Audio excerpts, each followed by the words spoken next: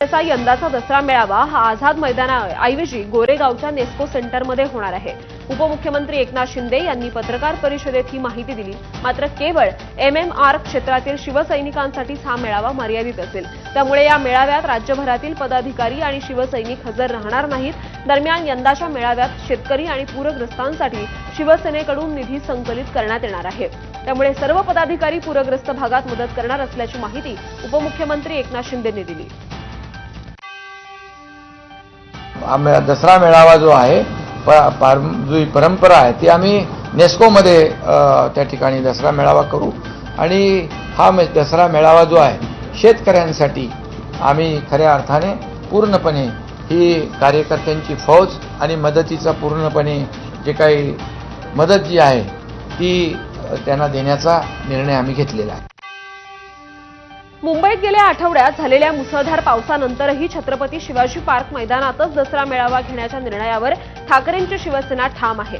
ठाकरेंच्या शिवसेनेचा दसरा मेळावा हा परंपरेनुसार शिवाजी पार्क मैदानातच होतो, पण गेल्या आठवड्यात झालेल्या पावसानं शिवाजी पार्क मैदानात चिखल झालेला आहे। त्यामुळे ठाकरेंच्या शिवसेनेच्या वतीनं दसरा मेळाव्यासाठी शिवाजी पार्क मैदानात पाण्याचा निचरा आणि गवताची छाटणी अशी तयारी करण्यात येते।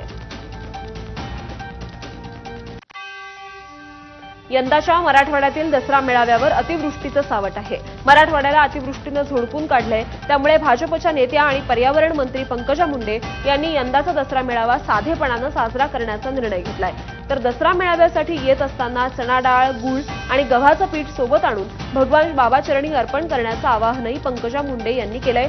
दुसरीकडे मराठा आंदोलक मनोज जरांगे यांचाही बीड जिल्ह्यातील श्री क्षेत्र नारायणगडावर होणारा दसरा मेळावा साध्या पद्धतीनं सादर करण्याचा त्यांनी निर्णय घेतलाय। दरम्यान पंकजा मुंडे यांनी दसरा मेळाव्यावर काय प्रतिक्रिया दिली आहे आपण बघूयात।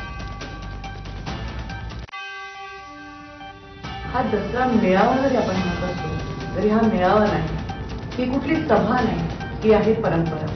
जी परंपरा भगवान बाबांनी सुरू केली, ज्या परंपरेमध्ये अनेक लोक सहभागी झाले, आपल्या मुंडे साहेबांनी त्या परंपरेला एका परमोच्च दिशेपर्यंत केलं। त्यांच्यानंतर तुमच्या आग्रहास्तव ही परंपरा अनेक संघर्षानंतर मी आपण ठेवली। माझ्या श्वासात श्वास असेपर्यंत मी ही परंपरा खंडित होऊ देणार नाही।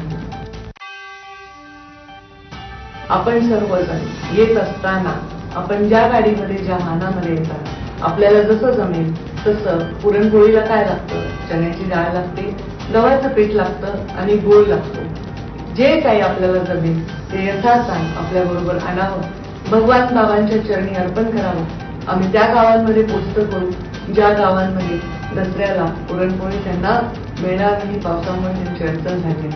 आपल्या भगवान बाबांचा प्रसाद म्हणून आपण लोकांसाठी या परिस्थितीत करण्याचा एक योग आहे। जरूर आपण माझी ही विनंतीला मान द्या।